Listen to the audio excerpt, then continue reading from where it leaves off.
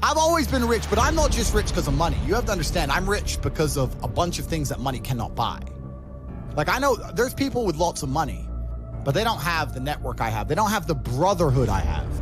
Just sitting with my boys, knowing that if it comes to, if the bullets start flying, me and my 10 friends, we all die, or no one dies. That's what life is as a game. That's what life is as a man. This is one big video game. You get to upgrade your character. You're not born with any value. All these women that you just put me on with are born with value. They're pretty already. They're gorgeous already. They're good looking enough. Even if they're a 5, someone's gonna give a shit they exist because someone wants to fuck them. As a man, if you don't make yourself valuable, you have no value. You have to get up and do it. Just like a video game, you start with fucking 0. You have to decide if you want to complete it. You have to upgrade your character. People who spend money like me have a different attitude and different relationship with females than people who spend money like them.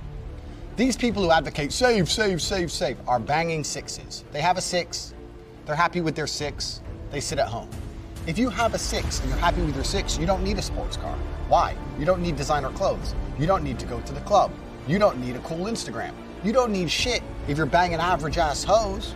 But if you want to bang and sleep with and conversate with the most beautiful women in the world, you need to go to where the most beautiful women in the world are. And they are in expensive places. And you need to pull up in a car which is either superior to or on par with the other cars in the parking lot. Which means if you're going to go to Monaco and you want to be talking to a Russian 10 out of 10, you need to roll up in an Aston or a Rari or a Lambo. Completely. And me as a man, when I put myself through hell, when I have had such exacting, such stringent standards for myself, why would I then have less exacting, stringent standards on the people I meet? Why would I put myself through hell to be me and then meet someone who didn't put themselves through hell and then treat them like my equal? No, fuck you. I suffered when you didn't.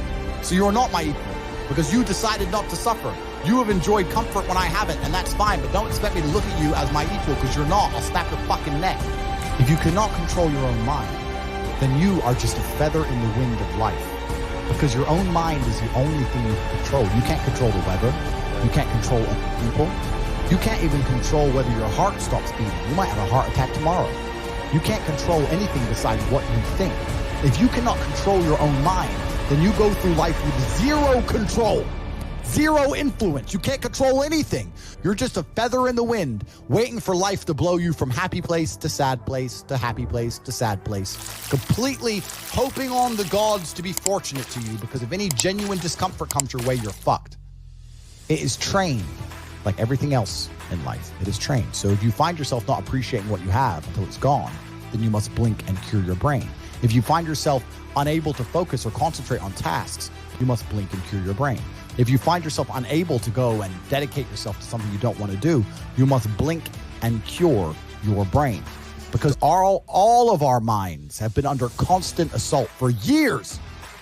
The way the mind functions, the way people interact, has changed so significantly in the last 10 years you wouldn't believe.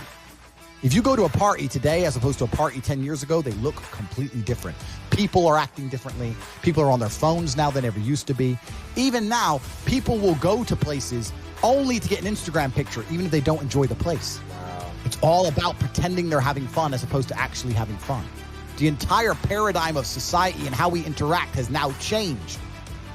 If you were to get in a room and you're the only person who ain't a fucking monster, you'd want to become a monster. That's life. That's humanity.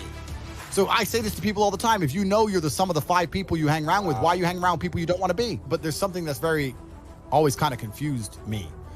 When I tell people that you are the sum of the 5 people you spend the most time with, everyone agrees. They go, yeah, that's probably true. The 5 people you spend the most time with, that's what you're gonna end up like. They say, yeah, that's true. And then they continue to hang around with people who they don't want to be. Why? There has to be a point. There has to be a point where you sit and go, okay, you're my friends, etc., etc. I love you guys. Yeah, we can talk, whatever. But I'm on a different life path. You have to leave some people behind.